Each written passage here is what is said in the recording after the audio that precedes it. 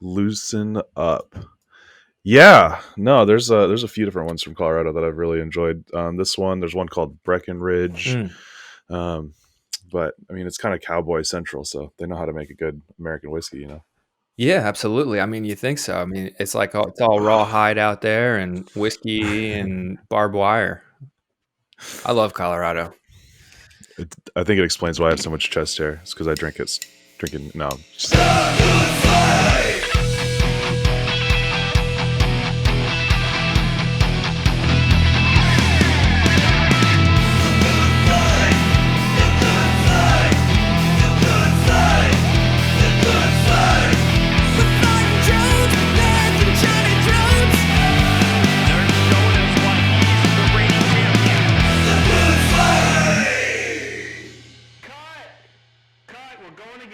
I did some flying out there. I told you about my trip to Silverton Mountain.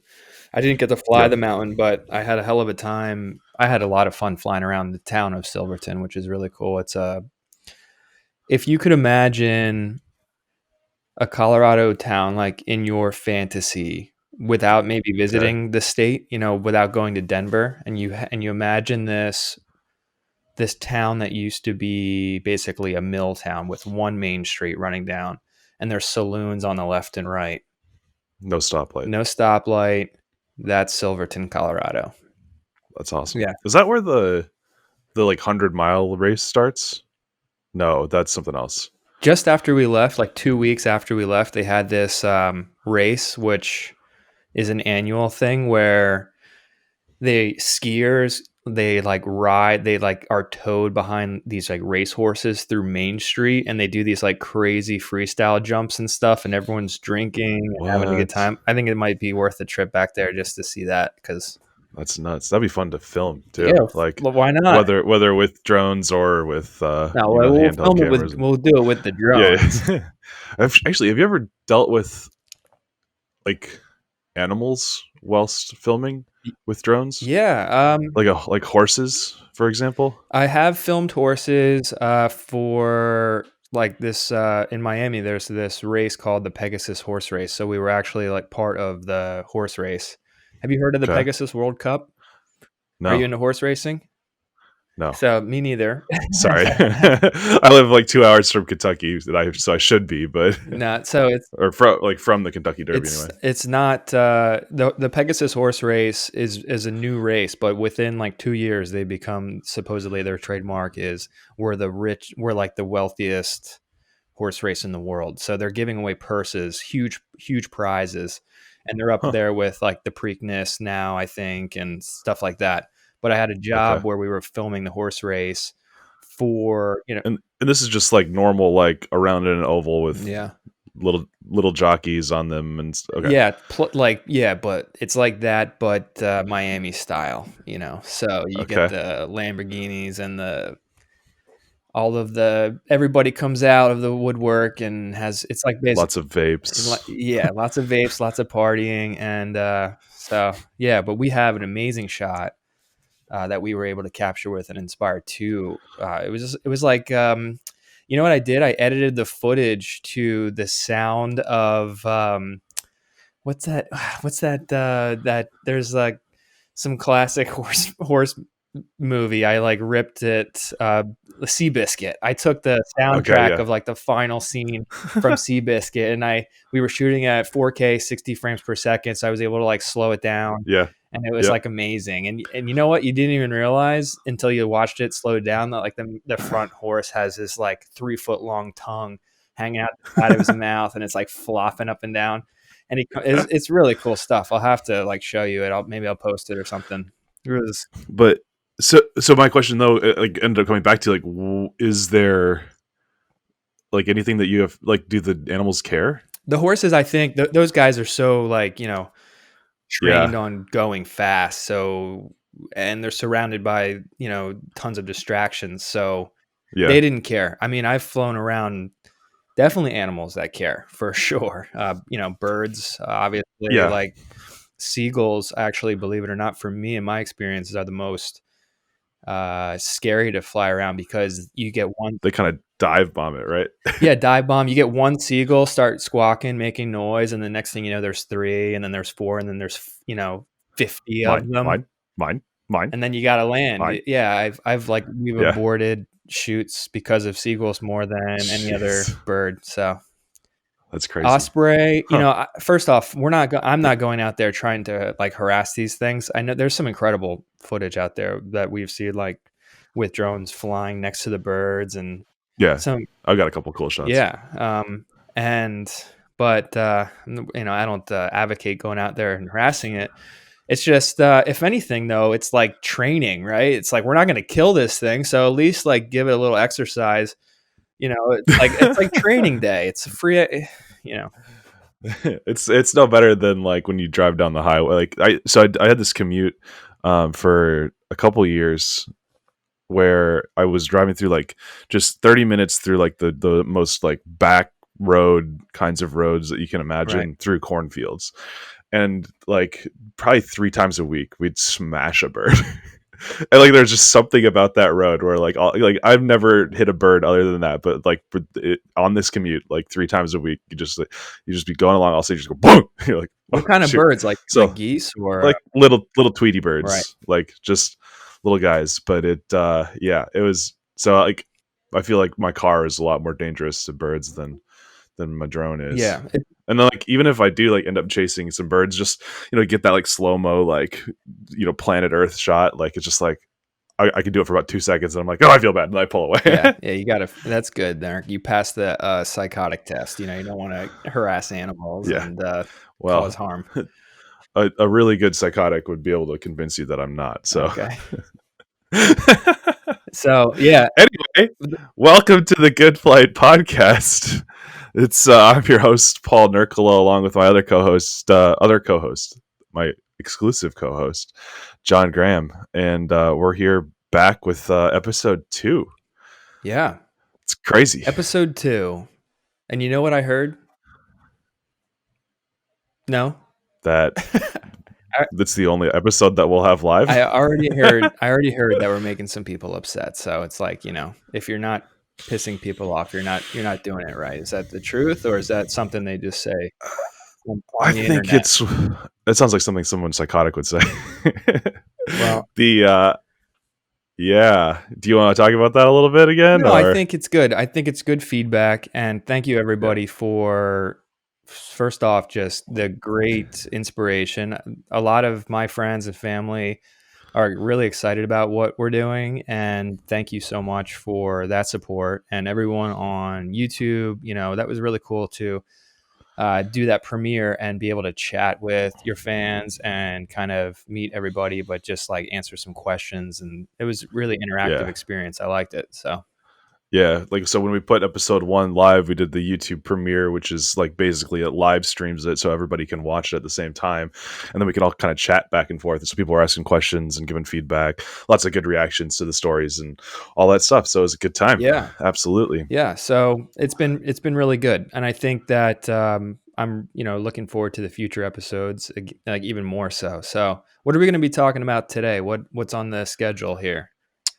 Well, I thought I might go into. So every week we're going to try to come up with just little topics within the industry to talk about, whether that's like 107 rules or how to fly safely or how to fly around horses. Apparently, Right.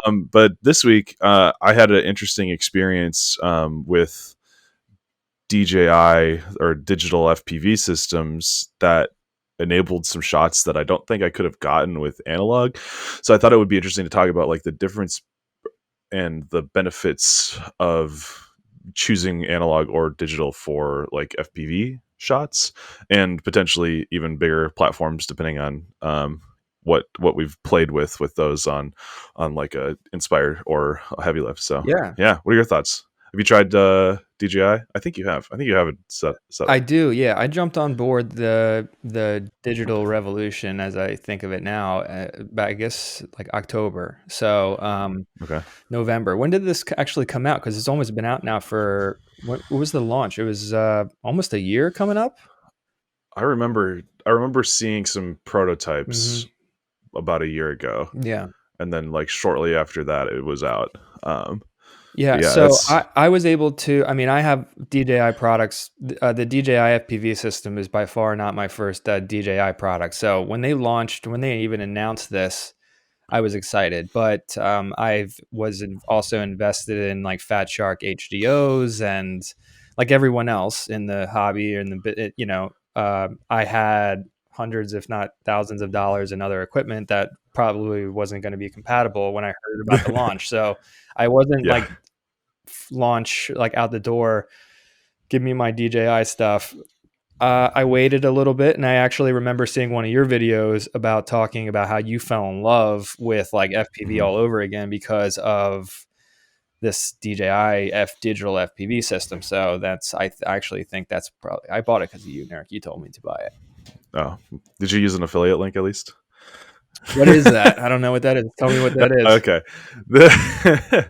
Yeah, for me, I also was very heavily invested in analog, both in on the racing side and the FPV side, because I do, this is about professional drone stuff, and I think that the racing aspect of drones Hmm. is professional enough to have a part of this. And but yeah, so tons of racing quads already on FPV, or on analog FPV. I've got all my Cine quads on FPV, big quads, little quads, everything in between. And so the DJI system comes out. I'm like, oh, I do not want to like this, just like you're saying. Right.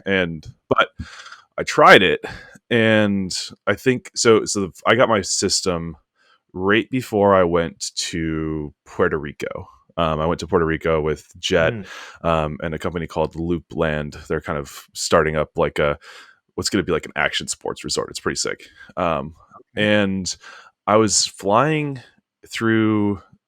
So we went to their property, which is basically like an abandoned naval base. So like it's called the Roosevelt Roads Naval Base. If you search that, you'll see. And basically, it's like 30 or 40 acres of just abandoned, like, you just think of like tropical naval base. Like if you think about like the movie Pearl Harbor, Hmm. kind of, it just looks like that to a degree.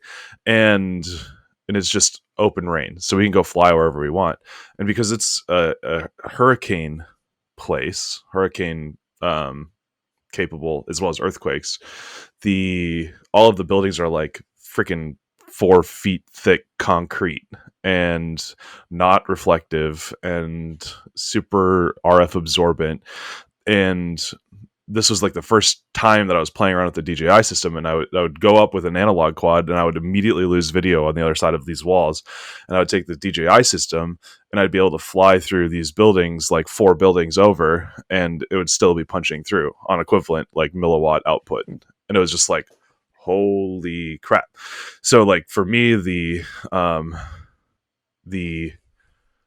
practical aspects of it, the opportunity that it creates to be able to do more unique shots, opens wide up, right? Because now you have the ability to fly through buildings or fly through structures that you wouldn't have been able to do on analog reliably, Right. and use that to kind of create better and better shots. And so I got really excited about it on that trip.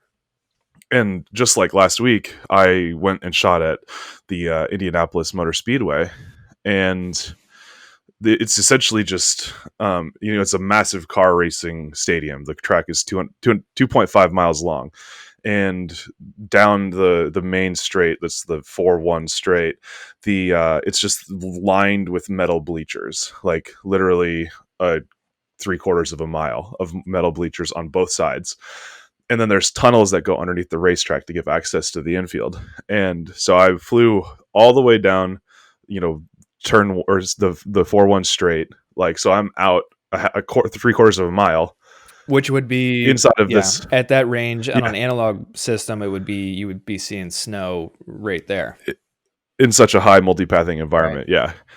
But crystal clear on the DJI system, which is just like, what? And then I flew into the bleachers, and I'm flying in and through, and on the other side of the bleachers, Okay. a half a mile away, and I still have good video. But the thing that blew my mind was I went into one of the tunnels, and I went all the way underneath the entire track. So like if the tunnel is here, I'm like a quarter mile over here. I fly over, down and underneath the racetrack for like 200 feet, and I pop back up behind a building over here, and I still have good video. And I'm just like, this is unbelievable. So I'm not just saying like DJI is the best because it can do this, but if you think about the implications of what that allows me to do in terms of like creating crazy cool shots, like if like my mind wheels into like, what if we had like a, a motorcycle going through the tunnel, you chase him and then pop up onto the racetrack as a, cars drifting by, like stuff like that wouldn't be possible without that extra penetration is possible now, and that's why I get really excited about it. Yeah, it extends the boundaries of like your creative freedom, right? You now Yes. have much more ability to craft these shots, and you're not thinking about the limitations. I mean, you still have to think about, okay, I'm sure what was going through your mind was like, okay, is this going to just black out all of a sudden, or am I going to Yep. get through this? But you kind of continue to, with the system, you like with anything, you kind of push it along a little bit further, and you gain confidence in the system. Absolutely. So And now, in my experience with that, there are times where analog would be preferable to digital. And I guess I'd love to talk about that a little bit. Like, what's the difference, or when should you use what? yeah, I think before we get into that, I would like to maybe like rewind a little bit, because there might actually be some people listening to this podcast now, especially since it's not just about FPV, that have no idea what we're Yeah. talking about, or this analog versus digital, or maybe I could even say analog versus DJI. You know what I mean? Yeah. So it's like, Yeah. but give me a quick history, and like, if you don't mind, like throwing some of the tech specs that you can about this Yeah. technology. So FPV, or first person view, is essentially started as the like taking what were like 1970s grade camera, like surveillance camera technologies, and pushing it onto a drone and flying that. And that kind of continued to evolve basically, in very basic ways anyway, until uh, it just continues to get smaller and smaller and more capable and more consistent, than just like literally digging parts out of security cameras to make your drones fly. Yeah, um, that's literally what these first FPV cameras were. They were modified, or were they even modified security cameras? But they were these CMOS sensors, these little Sony sensors, right?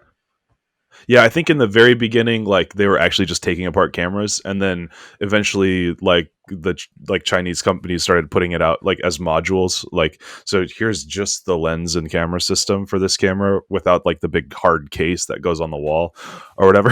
Well, what was so special about these little cameras, or these cameras? Was it just the size, or why were they the ones, that why wasn't there something developed specifically for this, like a GoPro or something? Was it because like, did they have better image quality, or was it just strictly a size issue? Is that why? I think it's mostly a size issue. I think it's a latency issue as well, right? So because they're pretty simple cameras, it's just passing the image from the sensor straight along to the video transmitter, and the video transmitter sends it back over an analog connection, which is essentially real time. Um, Over and so go ahead. over a video transmitter with like a different with a big antenna on the back, just kind of like what we have with the digital world. But one of the things that kind of got me into FPV, or kind of got me lost with the analog world, was all the different types of antenna choices we had, and there was like Yeah. that technology was also kind of exploding with FPV as well, right? All the different types of antennas you had, and patch antennas versus circular polarized, and then the Yeah. magic mushrooms and the And is it pagodas. polarized or to the right or to the Right. left? And all of that's still true for the digital platforms, but it's kind of streamlined now. There's a little bit more information out there, to make it a little bit easier. But so essentially what ended up happening was that there's maybe like 2 or 3 solid brands that create like analog FPV goggles. Like there's companies like Fat Shark, Sky Zone, and Aomway, and I guess there's Orca now.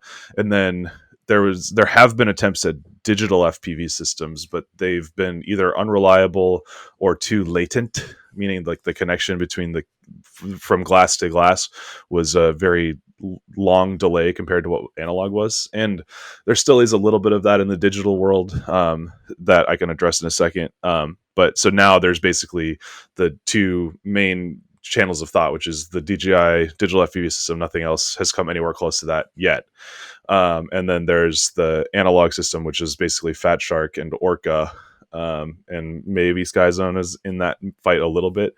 Yeah. And so you have to kind of choose, if you're just getting into it, you have to choose which of each of them you want to use. And with the digital system, you essentially have the same experience, except it's a much clearer vision and not as much static, right? Is that the case? Yeah. So on the analog system, it's only broadcasting at essentially 480p.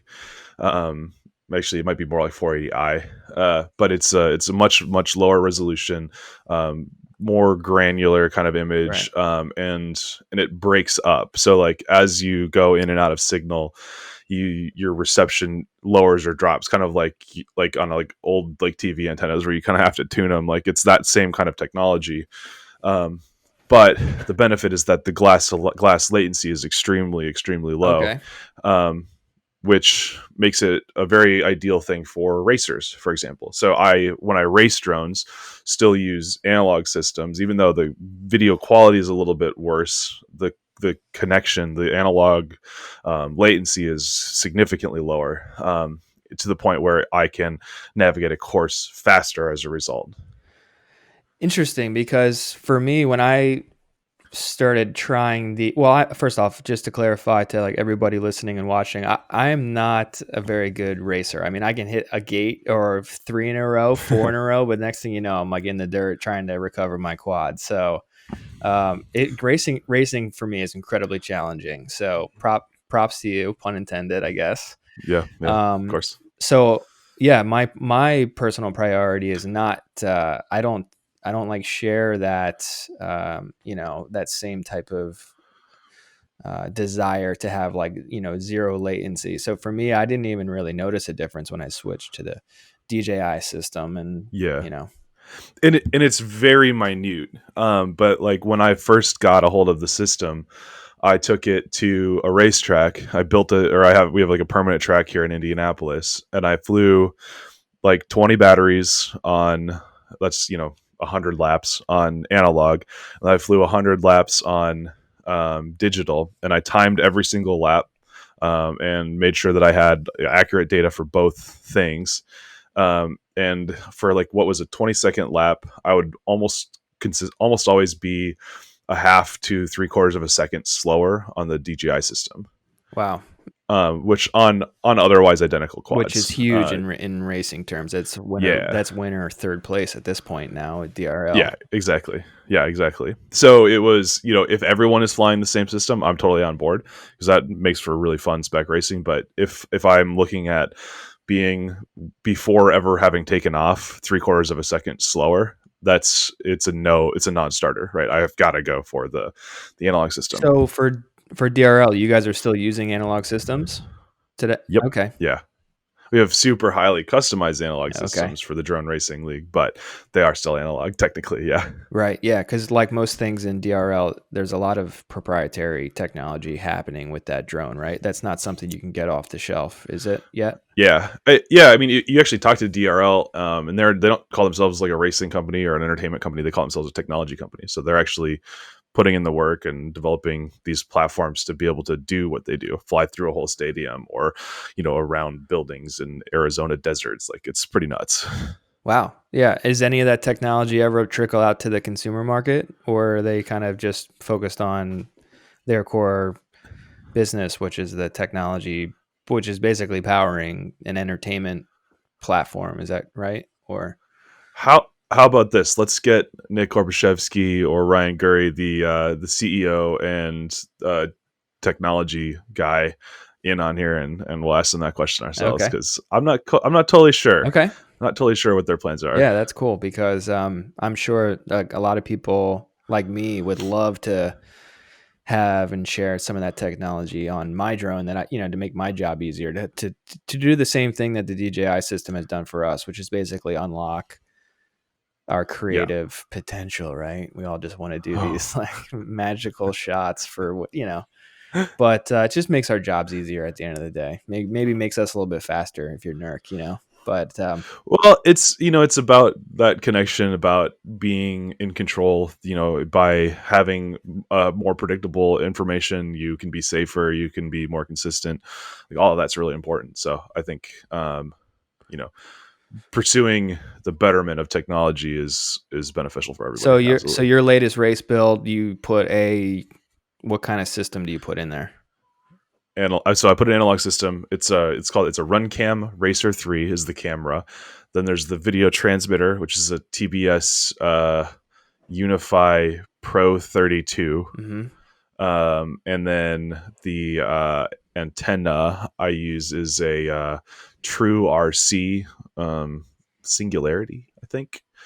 And then on my goggle end, I use the Fat Shark HDO. The HDO 2 has come out, but I don't have them yet. A clear rapid fire receiving module, and I have a myriad. I have myriad other antennas that I use on the receiving end, depending on the environment that I'm in. Okay. What's that thing you have on the side of your goggles I see you flying with that's like a box? Is it a battery? So, oh yeah, it's both a battery and it's a screen and it's a DVR. So the DVR, like just to record your flights in the Fat Shark goggles, are really pathetic. It doesn't work half the time, and when it does work, it works inconsistently. And it doesn't record at H.264, and it doesn't record at 60 FPS. So the box, which is called a Power Play, the Immersion RC Power Play, Okay. powers my goggles, records the DVR, and it's a screen. So like if I have a spotter, they can literally just look at the side of my head and see what I see. Okay. That's pretty cool. Yeah. So that technology, I still see some developments coming out even in the analog world. It's not dead yet, right? There's still going to be It, people, you know. yeah, it can't die in the current state, especially for the racing side. There will still be people purchasing analog stuff for many, many, many Yeah, and years. my tiny whoop I still put my $400 goggles on to fly my $100 toys around my house. So, Yeah, it's a crazy world we live in, but I do miss something about the Fat Shark goggles. They're like really kind of. I love the DJI system, but the HDOs, they have this like white. I kind of feel like it's something out of Ghostbusters. You know, yeah, and I yeah. have this. Well, and they're so compact too. Like the DJI goggles are so big compared to the HDOs. Yeah, but I had this Um, little pouch of antennas in my HDO bag box that yeah, it's just like assorted yeah, antennas. Basically, every time like one of the sites was having a sale, I'd go on and I'd get like another two because I would break them or they would rip off in a crash or something. So I've accumulated like various assorted antennas, and I always I don't know what the hell they do, what the difference is. They're just different. Basically, whatever one's like the cutest on the day, I'll put on the mini quad or something. it's accessorizing for you. Yeah, exactly. It's accessorizing, and that's what kind of what like. There, maybe that's a topic for another conversation. Is how I'm seeing some of these new motors coming out, and it's like I feel like it's like something out of Pep Boys Auto Shop. It's like what motors am I going to put on my quad this week that are like extra Yeah, bling? So it's cool. yeah. I guess whatever gets people buying and excited about the hobby is a good thing. So I'm all for it. Yeah, absolutely. And there's it kind of ends up being like a different strokes for different folks kind of thing. Like I'll use different kinds of antennas to fly at super long range. I'll use different kinds of antennas to fly like in a high multipathing environment, like inside of a building, and I'll use different things on like an open grass field. But all of that is informed by the experience that I have having been in each of those and trying different antennas in each of those. Yeah. Okay, cool. Well, so for me, the biggest thing, and I think for you, based on what I've seen in your videos, is the difference between analog and DJI is this immersion factor, right? I feel like it's finally something. When I used to fly mini quads around like my lake house, my family's lake house up in the Poconos, which is where I've actually like started flying. I would take Nice. people for ride-alongs, and I would give them my goggles or another pair of goggles that I had, and they would put them on, and they were obviously amazed. It's like, it's really cool to be flying around like that, but I think they Then the next question is always, how do you fly like this? how do you crash like this and it doesn't break? You just keep picking it back up and just fix a prop. A lot of my flying that I did happens still for fun up in the Poconos. My family has a lake house up there, and Nice. yeah, it's a great place. It's nice and wide open where I can just, test the limits and just send it, So, but what would happen, I remember trying to share my experience with people. I would say, hey, grab this extra pair of goggles or check out this monitor or put my goggles on and I'll fly around. Yeah. And yeah, it was cool. And they were like, okay, this is really wild. I'm going to go. But I was Yeah. like, what do you think? And they were like, it's cool. But I remember hearing many people thinking that what they were expecting was something more like virtual reality, or like an Yeah. experience Yeah. that's like high def, and like, this virtual reality experience. You put these goggles on and you're transcended into this thing. With analog, I think you have to kind of fly to get used to some of that static, and it ends up becoming like almost like like something like an old friend, like a charm. Like this is a comfort thing. You get used to it. You forget about it. Yeah. Yeah. Your brain fills in the gaps for sure. Yeah, and you get comfortable with how it breaks up and pushing those limits. But then the DJI system came along for me, and actually I think it made me a better pilot because I was more immersed in the environment. And what I noticed was I like to fly my FPV drones like nice long and smooth lines. I almost think of it like skateboarding or snowboarding in the Sure. backcountry. So I like to see through the Carving. yeah, carving it up. I like to try to look through the trees, not at the trees, because then you hit the trees, So Yeah. You do the same thing with gates too on a racetrack. that's good to know. I need some advice on racing. So, but it's like, yeah, so fly. I could like find a gap further on the horizon and like have a better chance of actually hitting it with the DJI system, which I think in turn made me a better pilot. It increased my confidence level, and Yeah. Confidence is, I actually say confidence is one of the most important things. Like when people are asking, like, how do I learn how to freestyle better, like fly cine better? I'm like, okay, get stick time, use that to build confidence. And then once you have confidence, you start to find your style and you start to push that limit. yeah. And then when you can't see, how do you have confidence, Nurk? I don't know. I'm watching this video Right. you just posted on YouTube the other day of you like ripping some packs, or like you were I don't know, you did like 100 flights or something at your field. Yeah. And you posted your DVR from your analog system, and my wife's looking at this and she's like, what is he? I thought he was like using the best stuff. And I was like, well, he is a razor. This is the best stuff. It's That delay. This is, is, he's training out there. I was like, I don't know. But no, you couldn't well, see. You couldn't see half of what you were looking at. Some of these turns you were doing, it was like almost complete static, but you just had this muscle yeah. memory or something. Yeah, so what I found when I'm watching DVR is it's always way worse to watch DVR. You're like, how in the world are they doing that? But then when you actually fly it, like your brain just starts to like kind of patch in all of the gaps that like you're either missing from the video or like in a really fast environment, and everything, it feels more normal. So like, like I'll watch someone's DVR and like, how did they do like a 22-second lap on this? And then I get in there and I fly at 21 and a half. I'm like, okay, it's not unhuman. It's not impossible. I just beat him by a second. Right, So. exactly. I was like, if I can do it, I mean, Yeah, right. but you have this. It's amazing how much faster like someone else's stuff will look when you're not the one on the sticks. Yeah, absolutely. So, I mean, I think I saw a little bit of a trend in that on my biggest, like, I guess, community that I post online is like on this Reddit multicopter community. And I saw this big trend about posting your DVR footage, is because a lot of people post these like beautiful, juicy, stabilized videos coming Yeah. off of the GoPro Hero 8 Hypersmooth 8.0, whatever it is.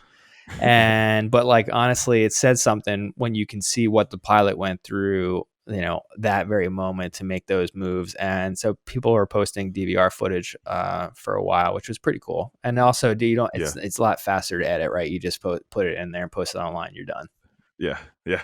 Just trim off the fat on the ends and boop, it's up. Yeah. You don't have to find the good song or find a perfect color grade. You just nobody cares already. It's already DVR. Yeah, it's DVR, baby. Let's rip. It's kind of like rock and roll, I think. It's like, it's cool stuff. I kind of miss it, but I'm also very, very happy with the digital system. And in fact, I'm thinking about possibly putting the digital systems on some other drones that we use that we don't have it, and we because we have kind of the same challenges right now with our DJI Inspire 2.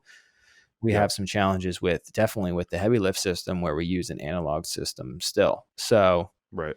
yeah, have you have And the analog system is for the pilot, not for the person who's operating the camera, because I assume they're working off of a Connex or Yeah, that is correct. Yeah. So if you want, we can kind of get into that a little bit. Yeah. So there are several on these drones that we use. Even Teradek. yeah, Teradek is the word I was. Yeah. yeah. The Teradek is a company that makes kind of the one of the best video transmitters on the market right now. That's used on set. So it's kind of like the Kleenex, where if you're using a Teradek, um, all the other cameras are also most likely using Teradek.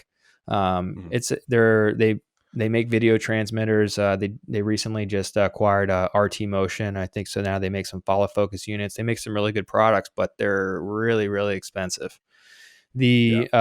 The video transmitter that we use on our heavy lift is the Bolt 3000, which is I think 2 or 3 or 4 years old at this point, and I think they still sell for like $8,000 or $10,000 for just that video transmitter system. Just the transmitter. What's the receiving side cost? Well, let's talk about what they got new because it's new technology, and they actually sent me a demo about it. It's called the Bolt 4K, and it does transmit 4K, but it's kind of the next generation in their technology. So, of Okay. Of course, it's not compatible with the Bolt 3000.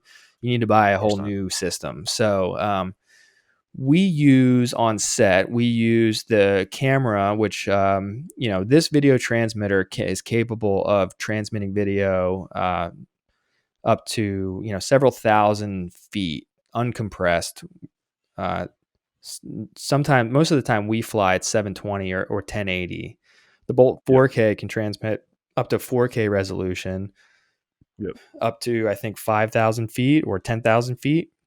And there was on the back of the camera, there was a receiver, a transmitter module, a transmitter module that plugs in typically with BNC, which is takes an SDI. We're getting pretty granular here, but it's basically the video signal of the camera. It pipes in with one cable, connects to this thing, and Yep. you have they say it's zero latency 4K image Yeah. transmission, which allows the camera operator to you know, compose their shot and see what they're filming clearly. And that signal then Right. gets distributed to the directors so that they can give the camera operator direction.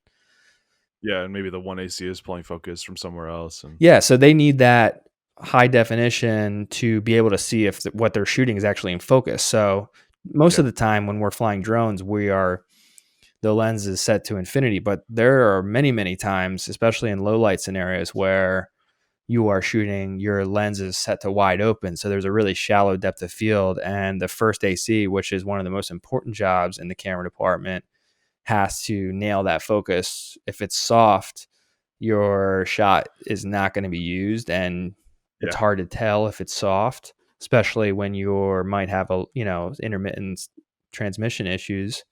So it's a crucial job.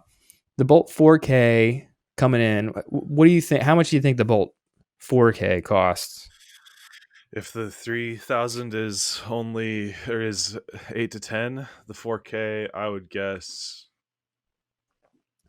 It's 15,000. like it's coming in at around $22,000. Oh my gosh, So it's a big that's a car. yeah, it's a car. It's part of Like you could buy a new car for that, like a cheap new car, but a new car. that's just one little thing that goes on the back of the camera that transmits the video to the ground. So Yeah. $22,000. So that gives you 2 receivers, which basically gives you the pilot a downlink because it's important to see where their camera's Oh, shooting. so it's a whole system. It's not just a It's a transmitter. whole system that comes in one Okay, pellet. I feel a little better about Yeah. that, but not The much. whole system that comes in one case. So, Yeah, but it works great, and it's the set standard. So, it's different. It's not like you're going out there and just spending $22,000 on something you're not going to get your money back on. When we use right, these types of products on jobs, we are getting paid to use those types of products on jobs. So you right. can kind of return your investment a little bit over time.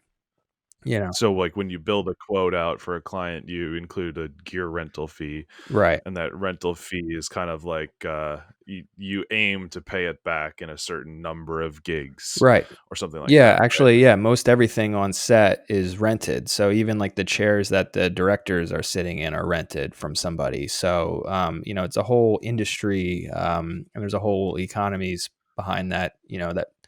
That different businesses that kind of are really established off of these different things. So yeah, so it's but you need it, right? If you're going to be Yeah, providing the best type of if the directors want to see what you're shooting, you need to have a high def system like that. But that's not the only thing that we're using. So our heavy lift drone, which is what we're using like 50% of the time, you could say, also has a pilot's camera, which is, guess what?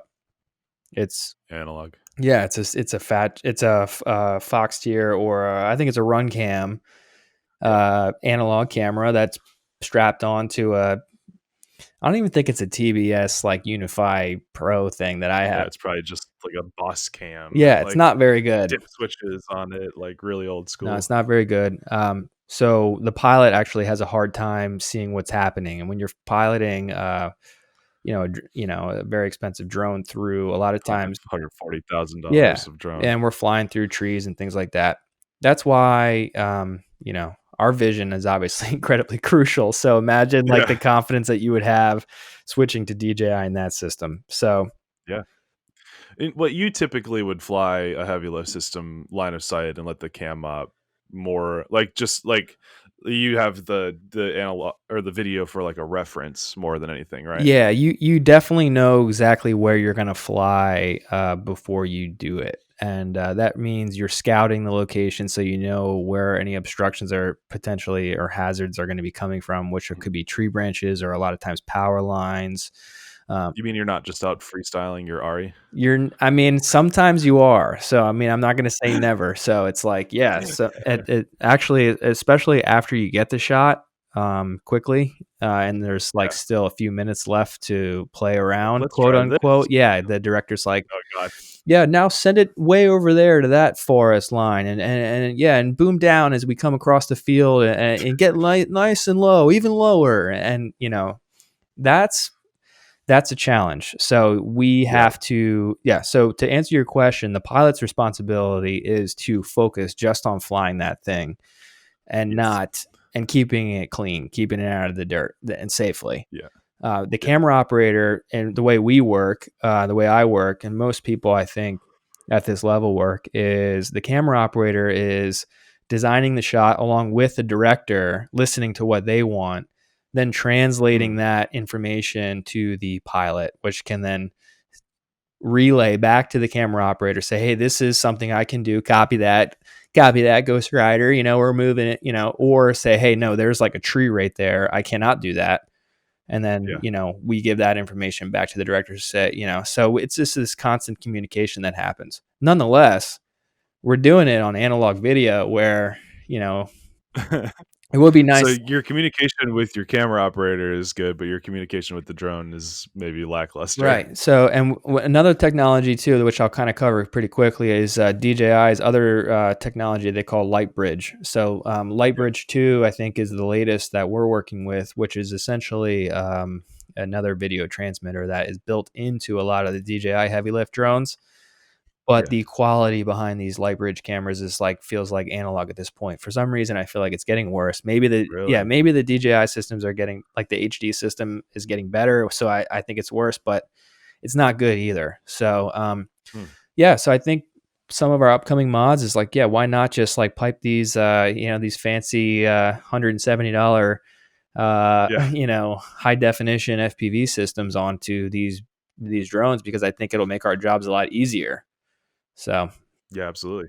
I mean, I'm sold on it already. Like all of my, literally all of my cinematic like FPV drones are all on DJI. The two exceptions are the X class, which I haven't flown in long enough to have needed to update right. it, and the Thick, which is my Black Magic Pocket Cinema mini quad size That, drone. And it was just that it's also just kind of an experiment right now, so I'm not like bringing it on jobs. But everything else, I've got, I think, like seven quads in that. No, seven, about 10 quads in that fleet, and all of them are DJI systems now. yeah, and that says something, I think. All for 1/4 the price of one Teradek. I guess so. I know there's a lot of issues about, well, the DJ. A lot of people have issues because it is kind of expensive. I mean, these like, look, it is relatively, I guess, to cheap. It's not though. It's less. You don't have as many options, so it's less expensive to Yeah. compared to like a cheap analog FPV system where you have to buy it. You can buy a cheap camera and a cheap transmitter and uh, Yeah, but and then like you need a if you get receiver. like a decent analog setup, it's a Runcam Racer 3 is $35. The TBS Unify Pro 32 is 40 to 45. And you need a decent antenna, which is 20 to 30. And all of that system right there has already added up to like 120. It's not, another $40 on top. Like, I know it's another $40, but like Right. it's only 40 more bucks. Like, it's not that big of a difference in But price. now there's some new technology out there too. It's not just DJI now offering these systems. I guess DJI unlocked or opened up some of this licensing. So now there's Cadix is coming out with their own Yep. technology, which integrates with the DJI FPV system. So it's like, Yeah. it's going to be good, right? We're going to, in a couple of years and in maybe a year, we're going to have even more options at different price points. 100%. Okay, cool. So, Yeah. so I should sell my Fat Shark stuff, I guess. That's up to you. It depends on what you like, what you don't like. But I'm keeping both for now. But whenever people ask me, like, hey, I'm getting into the hobby, what should I use?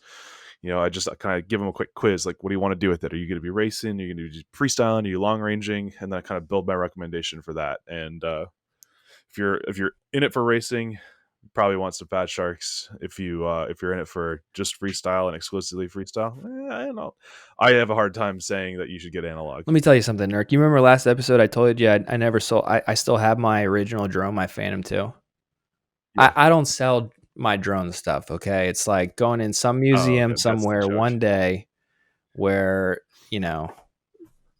It'll just be your skeleton in the corner, surrounded by like boxes of old I drones. guess, yeah. I don't know. They got what's the admission price to that?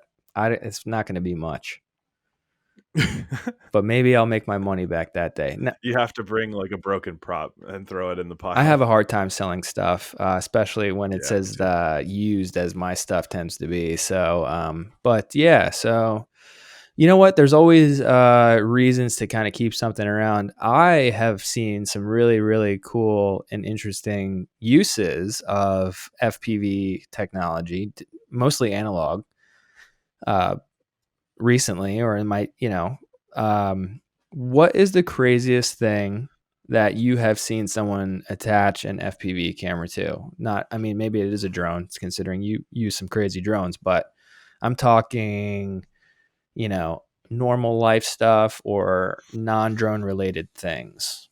What are you seeing out there? I, I don't know if I've seen the greatest one, but the funniest one that I've heard of, and I won't say the name, although they would probably be down with me saying their name, but Say it. they said that yeah, we learned our lesson on saying names already, I think. They claim, I don't have a way of proving this, but he and his wife donned Fat Shark goggles and set a drone in the corner transmitting Oh, and made love oh, in third person. oh, baby. So That's where we're going. That's wearing the where we're goggles, going with this. real time. And but the thrill of it though So is because how analog. often do you do this, Nurk? Is this I've never done it. oh, I've never suggested it. I don't know if I'm brave enough. Because it's a public band that just broadcasts right, openly. right. There's no like encryption or anything like that. Like anyone can tune in at any moment. Like that's part of the thrill of it, I think. That is pretty cool. That is yeah, that's an interesting So eye-opening story there. it's not a drone attached to something though. You could probably take it that way if you wanted to, but it was an interesting application of Yeah. FPV. That's I for mean, sure. regardless, it's like a remote camera, right? So yeah, you can set these up as little like spy cameras, I guess. Which is actually security camera. It's all full circle, baby. It's all coming back Yep. to what the original intended use was, It's which all back was to yeah, voyeurism spying on people having sex. So with each other with each other, consensual sex in with first each person other. view. So that's the sign of a loving relationship, though, I think. But what I've It's seen is something pretty crazy. So okay. every year or twice a year, I go and hang out with my friends at Safety Third. Which Safety Third, what up? Yeah. I should. So we go to this thing called Quad Camp, and wow, Quad Camp is an amazing experience. And it's a bunch of us hanging out for the week, and we get into some stuff and we pretend to know what we're doing on a lot of it, including putting an FPV camera on a mortar firework, looking out the tube and lighting that sucker. And you know what? We did it twice because I don't think it broke the first time. So it's Is yeah, it's pretty amazing. that doing the doings? Is that his idea? Yeah, I think it was. That's awesome. Yep.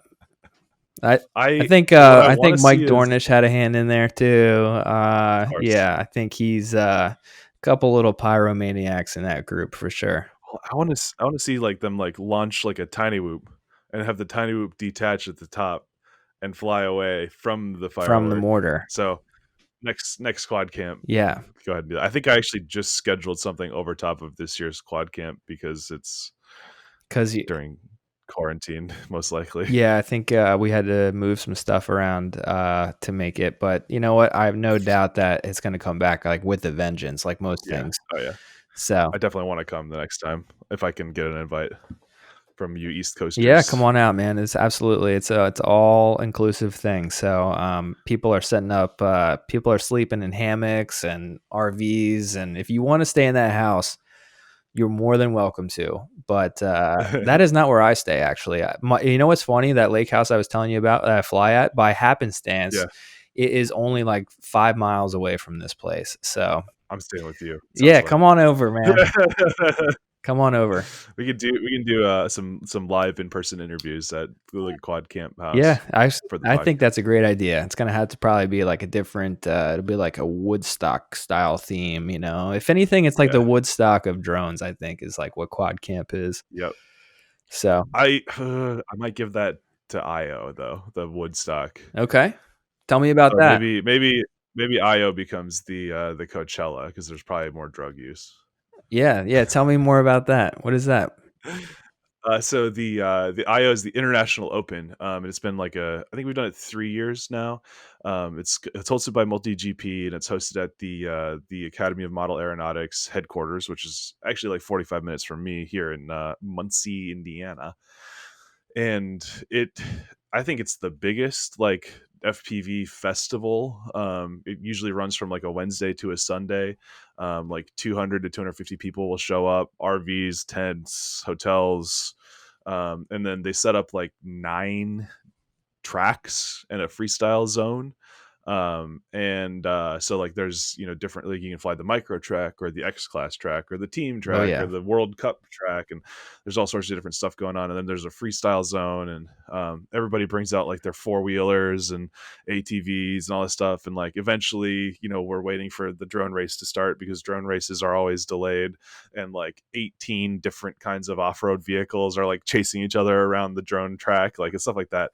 So like it just, you end up just like not showering for 4 days in a row, sweating your balls off because it's Indiana in July, and having an amazing time. that. It is like it's the funnest thing in the And world. how far do you live from there? 45 Okay, minutes. so what we can do is arrange some type of trade where if you stay at my place for quad camp, S3's quad camp, I stay at your place Yeah. for that because I don't want to stay there. I don't want to sleep there. You are welcome. You are welcome to stay at my place, but I stay on site. Okay, It because it is so it's so part of the because it's like experience to, like, Woodstock. just be. It's like Yeah, Woodstock. because you're up until 3, 4 in the morning hanging out, flying tiny whoops in the tiny whoop track tent. Like, they get, like, a big circus Yeah, tent and, like, build a whole track in there, and, I got, people are just having a really good time, I so. gotcha. So I'm going to retract my statement. S3 Safety Thirds quad camp is not like Woodstock. You know what it's like? It's like the show Silicon Valley, the house, you know, Okay, yeah, the yep, hacker house, right? yeah. Where all the, It's a maker yeah, it's a space. maker space, which yeah, we have this, you know, the hot pot gets going, we all eat the community hot pot. Nice. Oof, that is a hot Not pot. during quarantine. Yeah. So anyway, I've seen I've seen people, someone attach a FPV camera to a mortar shell and launch it out of there. I think not once but twice. That's pretty cool. Um, I also have I have a Go Fast RC boat with an FPV camera on it. That's pretty cool. Oh, fun. Yeah, so that thing goes like 60 miles an hour across the water, and it's set up where you can see the pontoons in the front. 60. Yeah, and it's just Oh, that's awesome. so. And guess where I made that? Guess where I made that at Uh, at at Quad Camp? Quad Camp, baby. What? Yeah, Is there a pond or a lake or something there there? is a pond and a lake there, and it's legendary. So I may have to save that. I think for when we, Alright. yeah, lots of Like, right out that window you can't see right now is a pond in my backyard, so I've made a couple little boat things, but they're not very high performance machines. yeah. Well, I'm not talking about high performance. The reason that lake is legendary is there's a lot of sunken treasure in that lake, and more than enough people have gone in there, and you know, I guess to try to retreat, you know, skinny dip or whatever you Never call it. returned. Yeah, never returned. Their Got dignities have never returned. it. But And why would they? yeah. So anyway, that's pretty cool. Analog versus digital. So it's like, is this something that we're going to be talking about for a while, do you think? Or what are your thoughts there? Like, what's the future with this technology? I still think that each is gonna have its own spot, right? So, like, there's certain things about each that are important. So, for example, on the racing side, you still need analog. For the penetration, I feel like digital is king. I tried flying DJI from inside of a car a couple times, like where you're like the car is moving and you're in the car trying to film something that's action that's happening, and because the some of the antennas on the DJI system transmit, it actually would go inside the car, bounce around, and then I would lose video on the drone. So analog would have been better for that because it's just a receiving system, for example. For like super long range stuff, I still would prefer analog over digital. Though digital does a really good job, it can easily go out to 3 miles. But the way that analog breaks up is a little bit more consistent to me, predictable. So I can kind of choose when or if I see something going wrong, it's not going to just like cut out and I'll lose all my video. It's So I prefer analog for like extreme long range sorts of things. So I think that at least for what I can see in the future, it's going to be important to have the option.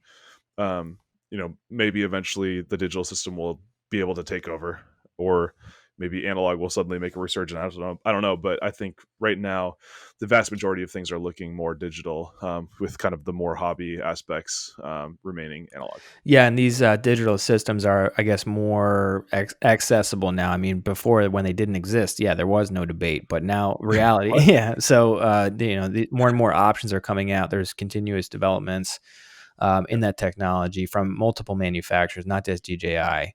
I mean, Fat Shark has their technology that they're continuously improving. Yep. Caddx is coming out with some exciting stuff as well. So it's like, who knows what's around the corner there with that. So, I mean, I do hope DJI gets a little bit of competition in all aspects of what they're doing. So, in all vertical markets, uh, Absolutely. I mean, competition is competition is good for the consumer. absolutely. So, yeah, that's amazing. So, I think that wraps it up with the digital versus analog. This is probably something that I wanted to, this is something I wanted to cover kind of early on because I think it's going to be a theme, or we're at least going to be mentioning it regularly. So, Yeah. we're going to be saying, hey, analog versus digital. So if you have, more questions about it, hit us up. But this should be a quick little rundown about, what that technology is and why we're using it, and maybe different situations why you should use it too. So here's the reaction, Nurk. I'm stealing myself. Is this gonna be really I gross? cut my hair yesterday. It is kind of gross. Holy cow! Can you see that? Did you clearly? The whole left side of my head is that my hair is, there's not much left. I mean, I trimmed it in. What happened was I took the, What were you going well, I for? wanted to trim it up. I wanted to just trim it a little bit. And so I got this like buzzer, and I went in there, and at first it was going great. And then I went in there, and the clippers stuck in, and it was like, it got like caught in and sucked in. And next thing you know, I have no hair on the left side of my freaking head. So shout out to everybody cutting their own hair out there, for Pete's sake, man. Jesus. And this episode is brought to you by Manscaped. Yeah, it's not. No. My best friend just dyed his hair like blonde, and it looks terrible. It's orange. Okay. It looks bad. Ooh. Yeah, Ooh. not good. But you know what? He's like, whatever, man. We're inside. Like, just do it. Now's the time. And I'm telling him about my screw up, and we're FaceTiming. And then he looks at it, he's like, oh, God, that is really bad, dude. He's like, you cannot show yourself off. Says the guy with orange Yeah, hair. exactly. So if my buddy Matt is saying it, then it is bad. So, but that is not the reaction video I wanted to show you. So here I am. I'm going to share my screen real quick. Okay. This video popped up on a site here. It's a short video. Okay. What are you looking at here right now? So there's a guy that is in no uncertain terms dangling from what looks like an X8 drone, and it's carrying him around a field like by his neck. Like it's a backpack, but it just looks like he's being hung by this drone. But yeah, it's an X8 with a backpack carrying him around, just kind of dangling underneath. Yeah, are people doing this? Are you trying to do this? Like, who is doing this like right now? That drone is way too small. It's lifting him, no problem. It's a drone not that much bigger, if not bigger at all, than the ones I'm using to carry a 20-pound like camera a heavy lift around. rig. I don't see. This has got to be fake. You think it's fake? That didn't even come across my mind. Really? It's like that guy's got a way. Let's give him the benefit of the doubt and say he's 120 pounds. Like maybe he's a really small, like jockey type person, and he's wearing like jeans and shoes, so it's hard to see if he's like super skinny or anything. But there's no way that drone is picking him up.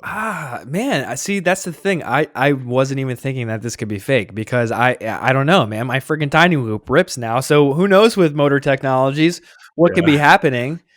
But I've worked on some like big rigs that are like designed to carry enough weight to lift a human, and like those barely get off the ground with like X12, X16 giant motor prop combinations. And what I'm seeing there does not look like enough juice to actually lift somebody. Wow. So plus, like, think about like, so what happens if one of the bottom props breaks? Like, it's going straight into his neck. Like, he's wearing a helmet, sure, but like that's what I'm talking about. So that's my reaction, was like, this guy is gonna chop his head off. He's wearing a white helmet with like not even a full face mask. It doesn't look like. It looks like it was filmed on a potato, maybe in Russia. And this guy, yeah, they filmed this back in 1996. It looks like, but the drone looks pretty sick. It's like wrapped in white. It's obvious. It is an X8. There's a nice like white bottom to it. I mean, I'm all about the showmanship here. He's got this like backpack thing strapped on. He's maybe a little bit of a seat that he's sitting on, but in his hands is a Futaba controller, probably. It looks like an 18SZ. So he's holding this thing in his hands operating the joysticks as we operate our joysticks, but he's now in the thing. So it like, you know, if you're, and what I was thinking, if you were like to bank right, the G force was like, would potentially is going to move your arm too, causing you to Yeah. possibly like lose control. And it's not going to go well. This was in, I think this was in drone cinematography group on Reddit. It's like, this is not the way to do drone cinematography, people. Like put a, you know, like maybe a shoulder rig on him, different camera, have him Yeah. hold a DSLR. Yeah. Is this where you're thinking? Is this what you eventually want to get to? No, I have no desire to have drones fly me. The drones are already like, I build drones. I know how often drones crash for stupid, unexplainable reasons. Like hobby grade stuff and like even pro grade stuff to a degree is just not trustworthy enough compared to, you know, the 80 years of manufacturing that have gone into like planes and cars and stuff like that. So it's like, I in my lifetime don't anticipate getting into a drone. Okay. Wow. That's a big statement, I think, but it would be unlikely that there would be technology in the future where I'm getting into an automated flying thing, I think. Well, in this case, you're the one on the stick. So I have a feeling you trust yourself an awful lot. Even more trust to not, because as soon as I get into it and I get comfortable, I'm like, well, can I power loop that? Like, you know, Oh my God. it's gonna get You rowdy. could power loop this. You just got to be, man, that would be a rush. The poor guy. The last thing I want to say about this video is it's 15 seconds long, and he's in this field with like go to a grass field. He's in this like they're filming it in. Savannah. Yeah, it's in like it's like a farm that's like needs to be tilled. There's like brush and debris everywhere. It looks possibly overgrown, and it's a short flight. He goes up about maybe 25 feet. He's clearly flying. He's clearly in control, but then he's coming down to land. And He doesn't even like push off. it's, I notice. yeah, well, Like it's just lifting him off there. Like I figured he maybe there's if there's a chance of this actually being real, would be like him kind of like jumping and it just kind of like moon booting him, you know? okay.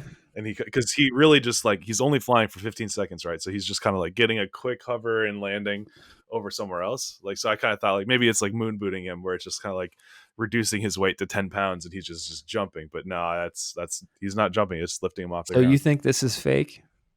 I don't. I'm I don't think. What do you guys think? What does the audience Yeah, think? let us know what you We'll put a think. link to it in the We'll description. get Captain Disillusion on this. That's a great channel. He does all Yeah, this. He does, yeah. yeah. If is this fake or not, and he analyzes it. I don't know. I that didn't even cross my mind. I'm just looking at all I was thinking about is like, where could I get one of these things? That guy who built that drone Nope. knew what he was doing. Exactly knew what he was doing. Let me get that. Oof. Let me get a ride, and yeah, and then that's how I'll film my videos. That's what I was thinking. So Would that then like so? There's an interesting discussion though. Like, if you were in the drone, do you now have different legal requirements absolutely. than if it was fully unmanned? So, like, if you could get in that thing, which is essentially the same thing as your heavy lift rig, but your body is in it and you're holding a camera, Yeah, that's can this. you now fly over top of people? Well, Can you obviously you can't fly beyond visual line of sight because you are the visual line of sight. yeah, it But unlocks a whole new world, man. You know, it's like this is experimental aircraft. You know, it's like we're right, out here cutting our teeth on the latest technology, and you know but what? then there's minimum flight No, ceilings and yeah, stuff with fixed, not fixed wing, but like full I size. am kidding because I do want to be serious here. Like that is not the way to do it. If I am a very sarcastic person, and you know, What? yeah, I You are? yeah. So that is not the way to do it. It's a reason why these things are remote controlled. So I do Yeah, think that this quadcopter, multicopter technology, these brushless motors are going to scale up, and they are scaling up to eventually fly yeah, people in these like, you know, flying Uber car things. That's happening. But the way this I know. guy's doing it is not the way to do it. So uh, it's not going to get you a better shot. It's not going to get you from point A to point B faster. It's going to get you hurt. It's going to get your arm chopped off and potentially worse. So, yeah, it's an amazing technology. It's exciting, and it's cool to see people out there pursue these interests and endeavors, but you know, it's gotta be safety. It's like the number. It's your life at risk. You know, with something like that machine, your life is like literally the guy could have died instantly. And you know Yeah, what? And like if it failed safed or something and just shot up 100 feet and cut, like, whoops. yeah, you know what? The video ends like as soon as he lands, so we don't even know how that landing worked out. And this is what we're watching, so it could have ended bad. What we're just saw. So it's like, don't do that. If you have ideas and visions and these dreams of flying yourself around on a lawn chair or something like this, with the technology and the parts that we're talking about, you know, don't do it. Apply to The apply to Lockheed Martin or somebody else that is doing it with the proper tools and technology and engineers. Be a test. So you said he lands and you don't know where it's gonna go. Like my mind immediately jumped to, not that like he hurt himself in the flight, but like he just got eaten by an alligator or something as soon as he touched down. Just like some completely right turn, just like Yeah, oh. you know, he took a chance and he just landed in the wrong spot, man. You know, I'm sorry, you know, I don't know what to tell you. There was a you know, trap door there, and it went down another 15 feet, and he's gone. No one saw him since. So I don't know. Man. I just thought that interest. You know, there's a lot of great videos out there, but that one was like, I want to know what Paul thinks about this, because for very well, I know I'm learning about, you know, we're learning about each other. You might be Yeah. working on something just like that. So I needed to know that straight off the I bat. am actually. That would actually be a good guest for the podcast. Get him in. All right, we'll do. All right, man. Well, thank you very much Well, for on that note, on that fake news. No, I'm just kidding. I don't know. I'm curious. What do you guys think in the comments? Is that real or fake? I'm 95% sure fake, but either I think way, it's real, and I still think it's, well, I thought it was real and I still think it is real. But not a good idea either way to fake us. If you're trying to fake us, that's not a good idea. If you're trying to do that in real life, that's even a worse idea. but I think that question will be a good place to end our little discussion here today. How are we going to end this, Nurk? What are we going to do every most of the episodes? How are we going to? So what I always end up saying is stay flying, which I like, but maybe we need one for good flight. So like, thank you for watching and keep flying the good flight. Sold. I love it. Good flight, baby. All right. Good flight. Peace. Peace.